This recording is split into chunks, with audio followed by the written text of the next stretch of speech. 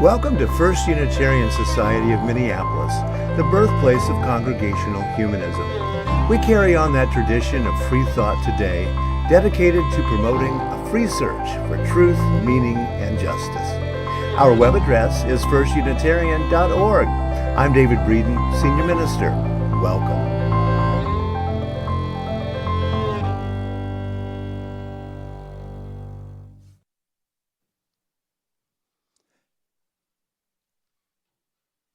And welcome to First Unitarian Society of Minneapolis on this Sunday, October the 29th, Halloween weekend for some of us.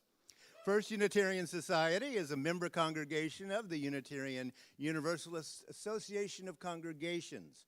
Our programming is on-site live, online live, and also on demand 24/7. My name is David Breeden. I'm the senior minister here, and I'm joined today by J. Exodus Hooper, our interim minister of lifelong learning, Mike Vasich, our music director, Amos Lucidi, our keyboardist, and the Chalice Choir, woo, as well as some of our members of our Ethical Explorers program. This is an all-ages assembly today. Please feel free to get up and get around as you need to. And remember, we do have restrooms out the back to the left. And we do have a screen in case you just need to be watching in the hallway for a while right outside there. I would like, if you're okay with that, for everyone to look to either your right or your left and say, "I'm so glad you're here today." I'm so glad you're here today.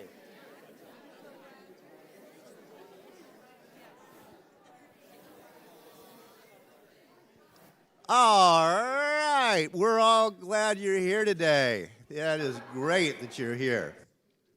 Welcome, everyone, to this place of love and justice, this place where we attempt to live up to humanity's highest ideals and highest hopes. Do we fail?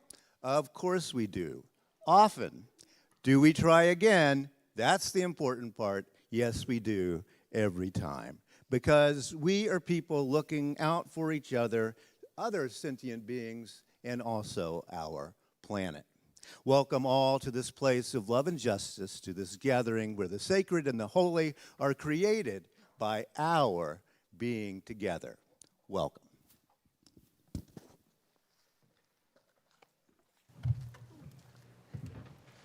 Good morning. We're glad to be here again as our Chalice Choir. We have a couple pieces we're going to do today. The first is Blue-Green Hills of Earth, which is something that's in our songbook, but we're going to be doing it as a choral setting. We're still in this month of heritage as our theme, and so it's kind of a well-known, familiar song that has a really nice message. And we're also going to be doing a very traditional tune for our second piece, which is Simple Gifts, which is some of American heritage music from the Appalachians. And then we're going to again celebrate the heritage of this big old instrument back here. To close it out, me and Amos have a fun duo to close out the service. Hey! And speaking of Amos, Amos has a quick announcement about some music that'll be happening next weekend. Oh, thank you. Good morning, everyone. The quick announcement is that next Sunday at 2 p.m. There will be a concert. I'm very thankful to FUS for hosting us. Me and my friend Ian Snyder, who's a violinist, I think you heard him before in a service, we're going to be playing music by 4 different composers. And very interesting because I think we're performing some pieces not so often performed. There will be some Schubert, Tchaikovsky, but also a piece by British woman composer Ethel Smythe, and I think it's going to be very interesting. It's free admission, so yeah, feel free to come and invite whoever you want. Next Sunday at 2 p.m.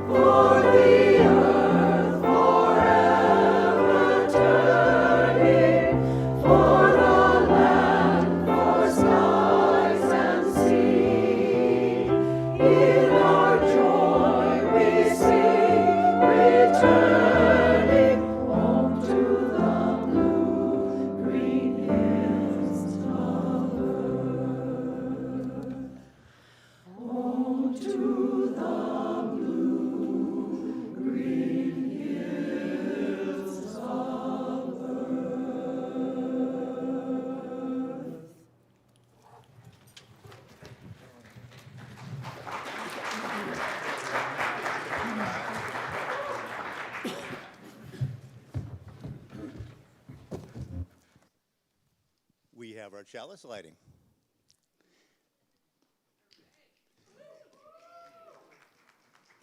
And someone was supposed to read the words. Oh, yeah, there you go. There we go. We got it. Acceptance of one another and encouragement to spiritual growth in our congregations. That is one of the UU principles. There we go. What? Put this up there.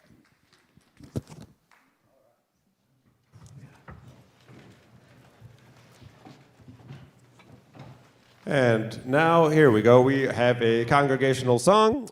We will be, the Chalice Choir will be up here leading it, but you are invited to please sing along as you are able, and also you are invited to stand as you are able.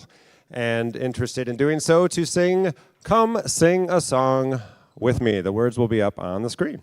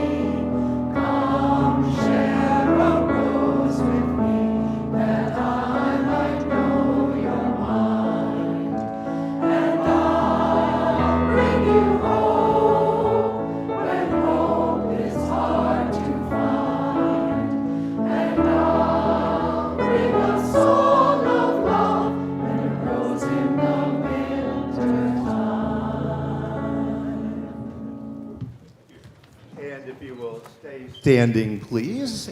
We will repeat our congregational covenant. Love is the spirit of this place, and service is its law. This is our great covenant, to dwell together in peace, to seek the truth in love, and to help one another.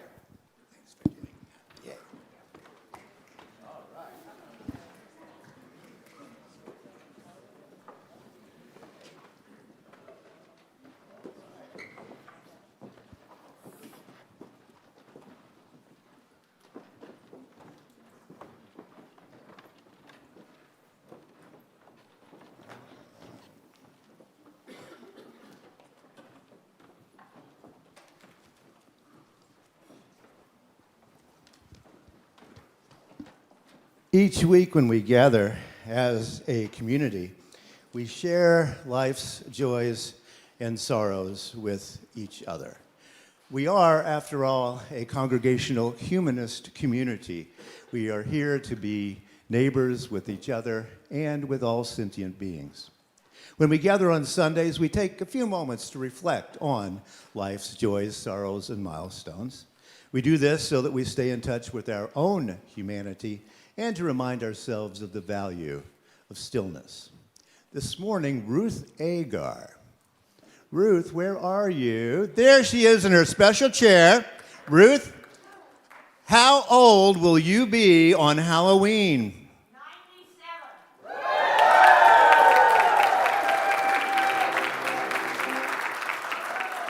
I think we need to sing happy birthday for that, don't you?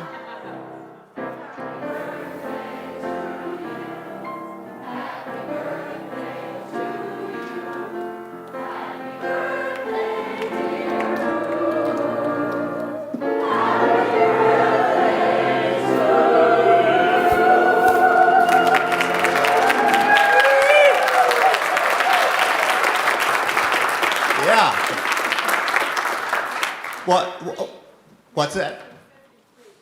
What's that? Oh, been here since 1953. Yes, she has. Yes, and sometime we're going to talk, when we're talking about heritage, who we were voting for back in those days, but not today. That's for another Heritage Day. Every congregation has its Ruth Agar, but no congregation has a Ruth Agar like our Ruth Agar, right? All right, yeah.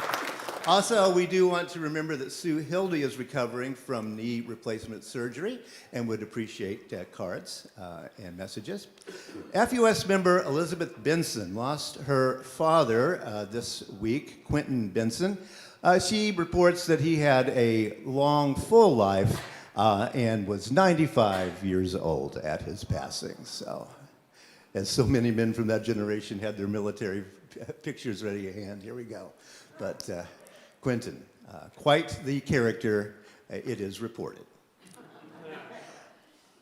We're all painfully aware of the human darkness that has engulfed Gaza and Israel. As humanists, we insist that human beings are more important than any ideas, however ancient those ideas may be. Also, we insist that labels are not a reason to harm other human beings. The positive effects of religion as we see it are to keep each of us humble and to encourage all of us to work for the common good. Religion is clearly not working at this time in that way in the Middle East. And we keep everyone in our thoughts and insist that human beings are more important than any idea. By the way, downstairs, stop by the card basket, send a note to the folks that I have mentioned today and also some people who are not able to come in. So now let's take a few moments to reflect on those in our world who work to comfort the suffering and to work for justice.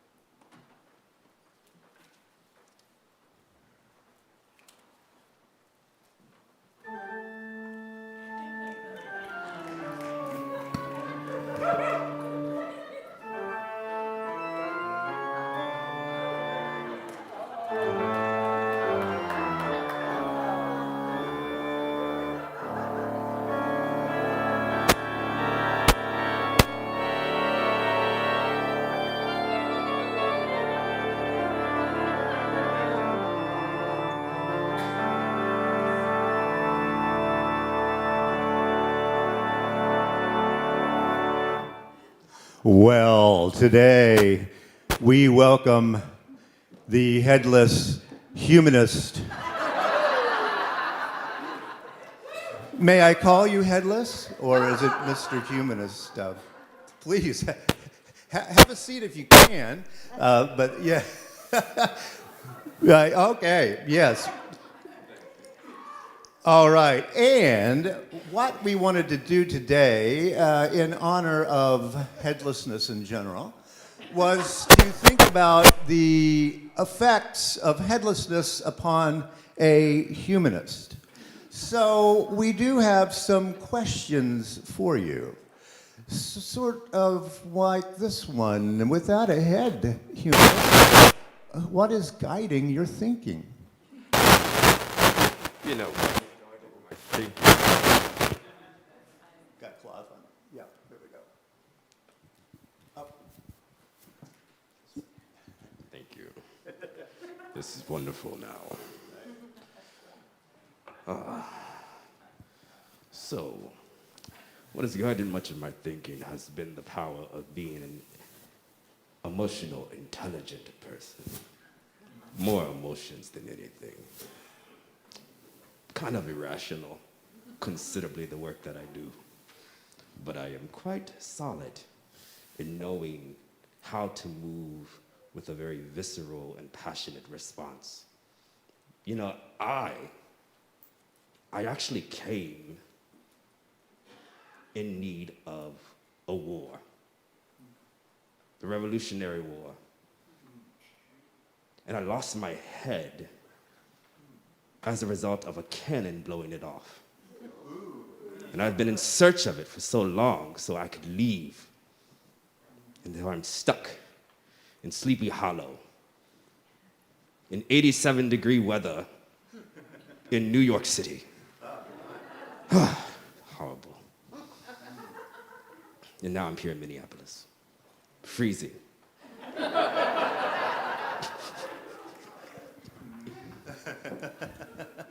Yes, so you are using your emotional intelligence to make up for a certain lack of rational capacities. But how do you make decisions then? I mean, how do you even know right from wrong if you don't have a head?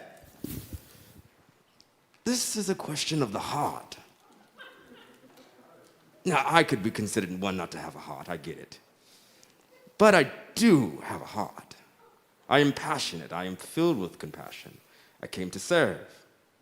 Maybe not on the side of what you would consider you Americans, but I did come to serve. And good decision requires discernment. It requires deep listening.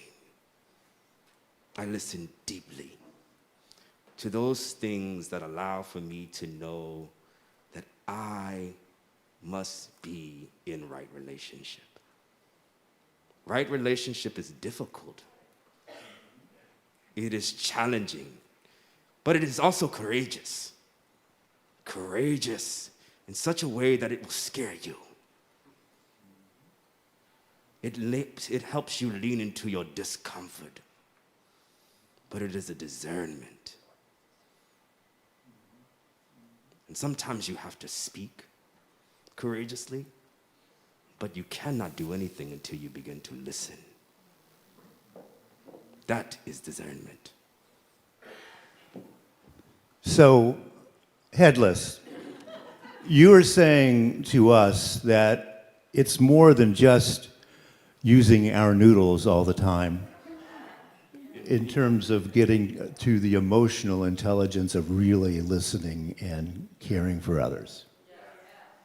And others are agreeing. Well, thank you all, and thanks for struggling to be here, Headless. Thanks for appearing. Take it away.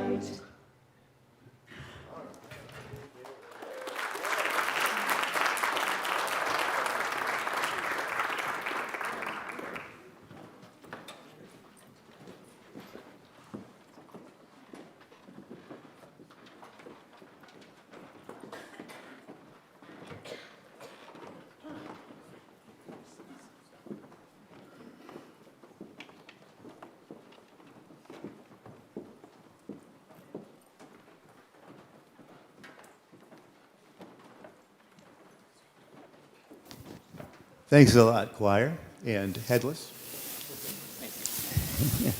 Our theme for October has been heritage, and today I want to do the third bit of that, although we definitely want to get to some other issues today. I want to, during this time, people say, well, what about the future? So we're going to get to the future, I hope. But let's look at the Articles of Incorporation. I've been talking about these. This is from 1881, and it talks about how they're going to form this congregation. And they were very specific about how they were going to do it. They were going to form an association where people without regard to theological differences may unite for mutual helpfulness in intellectual, moral, and religious culture and humane work.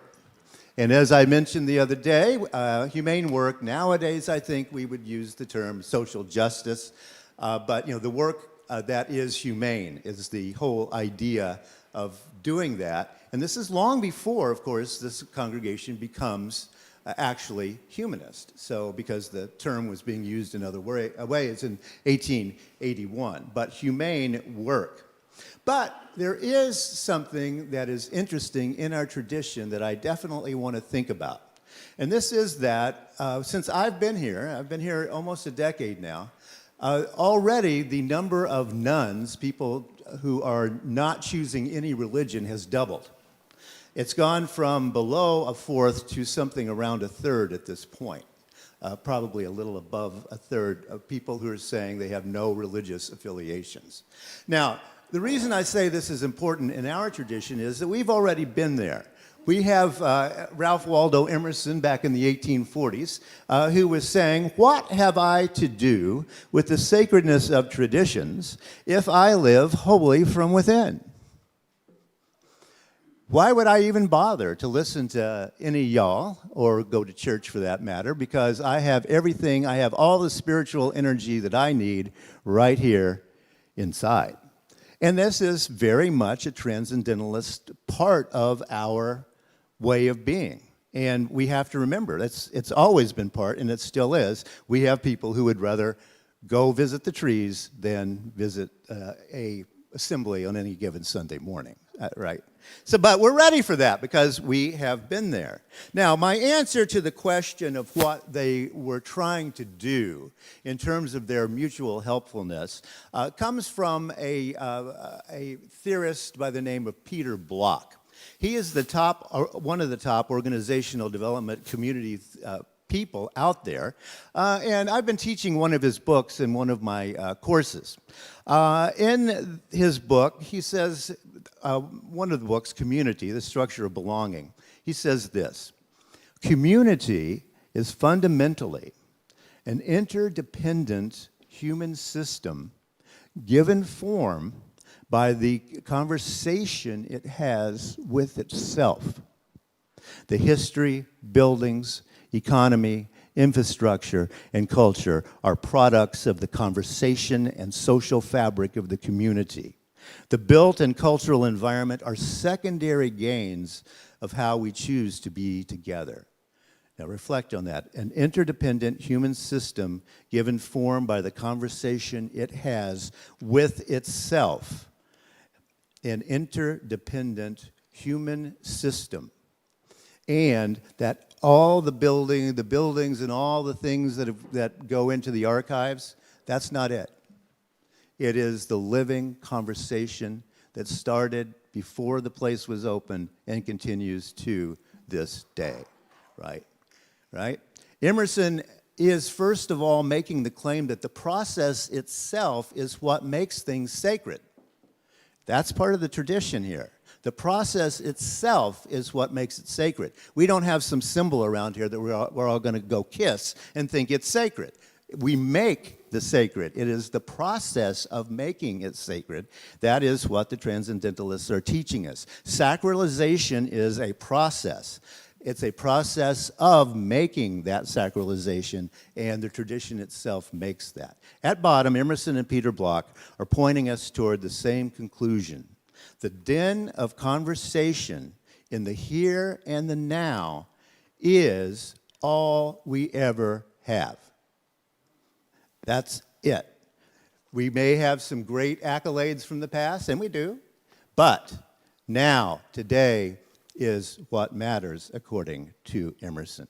So, the fact is that you all have chosen to be here today. So, you're in on the plot, if you will. In this moiling morass we call reality, being here today together is a very special thing to be doing. Thank you. Nowadays, historians call that 1881 stuff the progressive era. And guess what?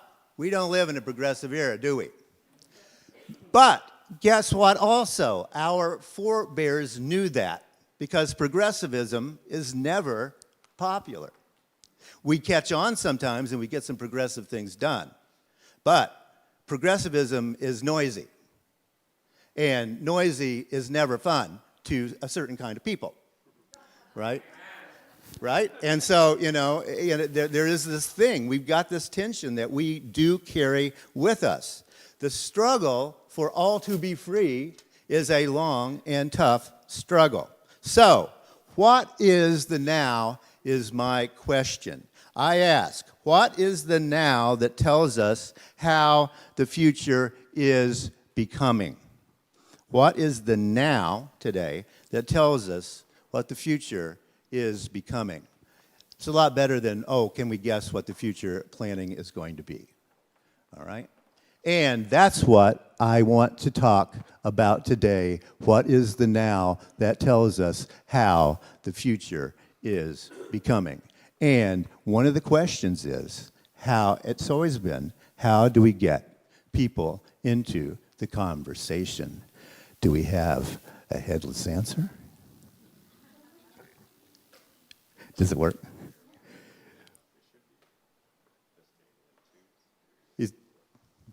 What? Not going to work? Got to share. Okay. All right, cool. All right. All right. So, truthfully, the future could hold many things, but it is the now. Now I don't have a head. Maybe tomorrow I'll find it. Truth be told, when we look at the now has always been interesting because as soon as we experience it, it is already in the past. So we have to begin to constantly keep looking forward, not one step ahead, not just two, but leading with the love that we know that will help us think beyond. It requires imagination. It requires fantasy. It requires fearlessness. In order to do that, who is missing from this space? What hearts and hands are missing? Not just what heads are missing.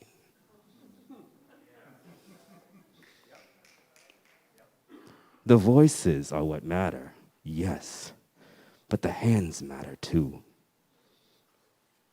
It is not what schools you've come from. It has very little to do with what economic background you have, but how will you be in service to a future that requires for you to know your purpose now, to serve and be in relationship with those things that are different from you, things that do not look like you, speak like you, or cut from the same cloth. We must begin to create a bridge. This place should be a bridge that builds relationship, and not only relationship, but wholeness between humanity. Holding tensions that cannot often be held by those who only have one side of a moral compass, but an intersection where peace and justice both work simultaneously. War is not fun. I know it well. But we would not know peace if we did not have war. And that is terrible to think from a Western point of view. But what would it look like if we all courageously operated in a practice of truth, reconciliation, and justice? I've mentioned before that when this congregation began, there were about 40,000 people in the city of Minneapolis. And in 1881, about the most complex theological thing going on here was the difference between the sad Swedes and the happy Swedes. Apparently, they couldn't go to the same building to church, and someone will have to explain this to me sometime. I understand Hinduism much better than I understand happy and sad Swedes. I'm just, I just have to say. But that is all to say that theological complexity is the reality. Everyone in town is not a Protestant or even a Christian anymore. Far from it. And what we can do there is be that bridge, because we do or are understanding of different religious views. Now, one of the interesting things is, white liberals have failed over and over again to figure out how to get people of color, or anyone besides white people, happy and sad Swedes kind of thing, into our buildings or into our spaces. And this has been one of the great struggles of our time. I think I know why we have failed at that. And that is that, we invite people to come in and be just like us, which is maybe even headless people know that's not good. This is challenging. This is a very challenging thing, because let's just be real. If you expect for folk from other cultures to operate from a context in which they are unfamiliar, then they are, yes, decapitated. In a talk some time ago of great stories, of course, there was Procrustes, a Greek god who had a bed, and you had to fit the bed. If you were too big for the bed, you would be chopped. If you were too small for the bed, you would be stretched out. There is something about the kind of humanism we experience that causes us to do a Procrustean experience to those outside of those that are different from us. We stretch them out, we cut them off, only to make them fit. How do your practices, your policies, your institutional framing hold them in the bed of comfort, that they can show up authentically as them? The truth of the matter, Howard Thurman would say it best: I want to be me without making it uncomfortable for you to be you. Yeah, and I'll always say amen to that. I want to be me without making it uncomfortable to be you. And one of my dreams, and I'll be long dead, but the conversation will go on, is that this beautifully placed building will someday be the center for cutting edge humanist theology in all of its many forms. African American theology in humanism is not like white progressive humanism. They're different. They're different trees. They grew up in the same soil, but they're not the same. And we can help each other by trying to understand each other's ways of being, because liberation is the key for white, black, everyone. That's what we want. That's the goal. And the liberation for all will only, I think, go through the place where we realize how to stay in conversation with each other, even though maybe not in the same room, maybe, but in the same building. And so I think this someday may be the center for the humanist experience in Minnesota. Do you have any final words for us, Headless? I imagine that we will actually have the opportunity to be that bridge fully. We are scaffolding, and there's nothing wrong with scaffolding. But we have to move with a sense of urgency. As someone with very little time to think, I move with urgency for those that require my attention. I speak out and show up, even in the darkest hours. And when there is concern, And when there is worry, I am always in the midst, fearlessly, waiting, as you should as well, because the darkness around us, in the words of William Stafford, is deep. The answers we give, yes, no, maybe, should be clear. And we have to remember to hold each other tightly. So may it be, choir. Thank you, Mr. Headless.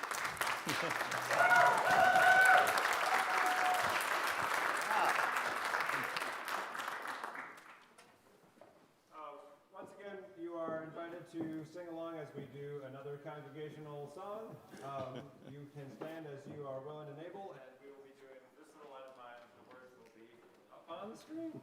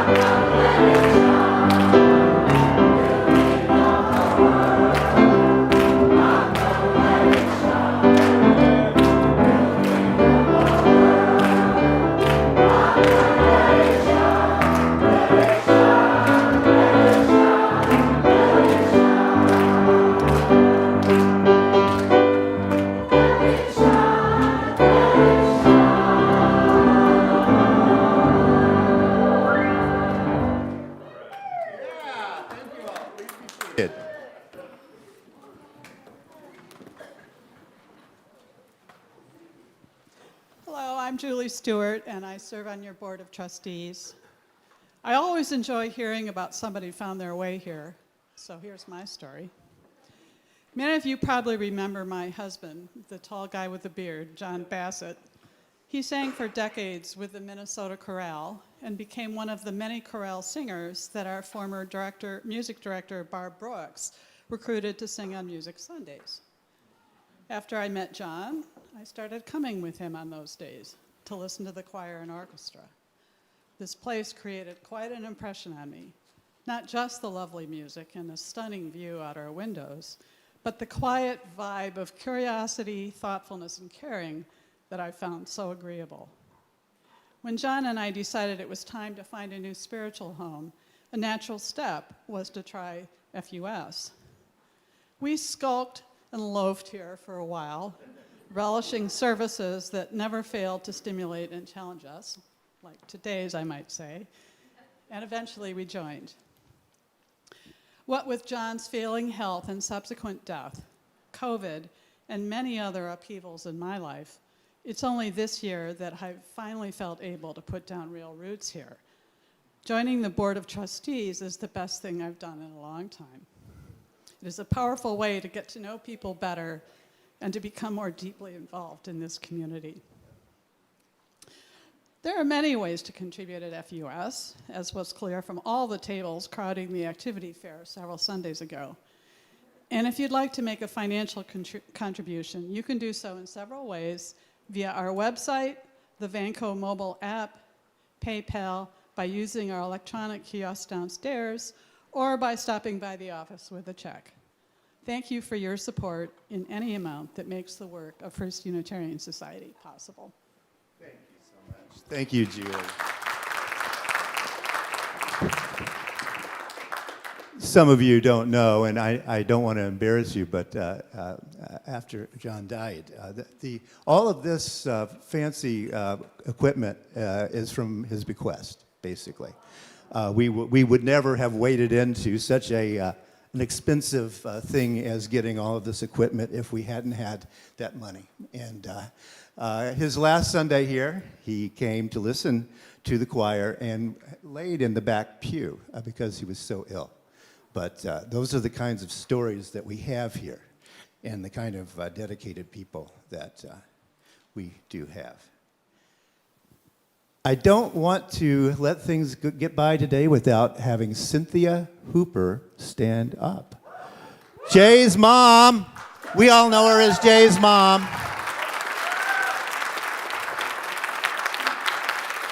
Maybe we'll find Jay here after a while. But thank you so much for being here today. Jay is such a blessing to us. And yes, we just keep fighting and working for the liberation for all and being a place where everyone feels like they can come and be part of our family and our congregation. Thank you so much for being here and for all you do for us. Thank you so much.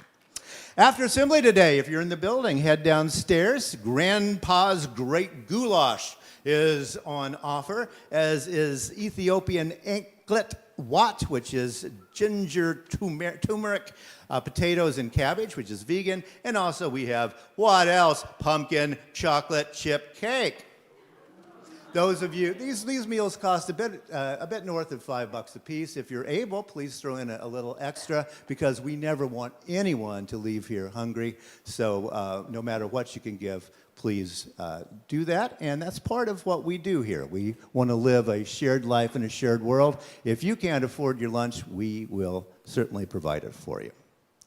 Also at noon today, Active Voices table downstairs, don't miss that as you're going by. But also a meeting, the new UU Animal Advocates Group will be meeting in the Circle Room, that's out the door and to the left, at noon. And you can join in this group if you're a big lover of animals. Also at noon today, Ask the Board. That's going to be in the Chalice Room, I believe, which is downstairs. So this is a democratic institution. I'm not the grand poobah in charge. You are in charge through elected democratic processes, and the people who run this place will be there to meet you today if you want to talk with them. Also, don't forget, next Sunday, Cinnamon Roll Sunday. Oh, it's one of everybody's favorite. And you know what? November 5th is going to be kind of crazy around here. We're also going to have several people from around the country who are OWL trainers, either the trainers or people in training. And so we need some volunteers. And if you are interested in doing that, please come talk with me, and I will get you hooked up with the proper people. But it's going to be a big deal next Sunday, and so don't miss it, and grab those cinnamon rolls. Okay. Well, let's extinguish our chalice now, shall we? Come on up. Do you have the words? Who's going to be doing the words? Yep, yep.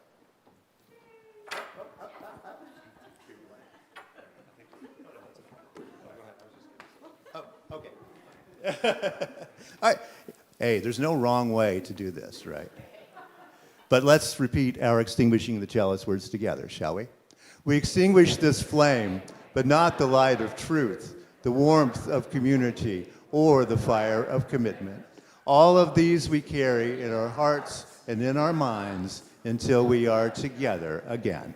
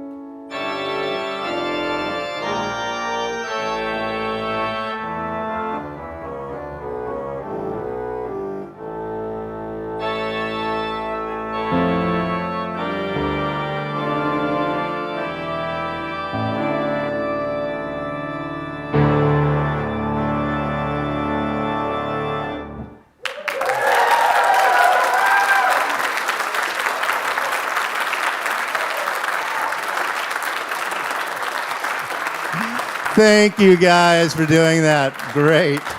Go out into the world, be fearless, ask questions, hold on to what is good, strengthen the weak, comfort the fearful, serve the suffering, do what makes you come alive, because as the great Howard Thurman said, the world needs more people who have come alive.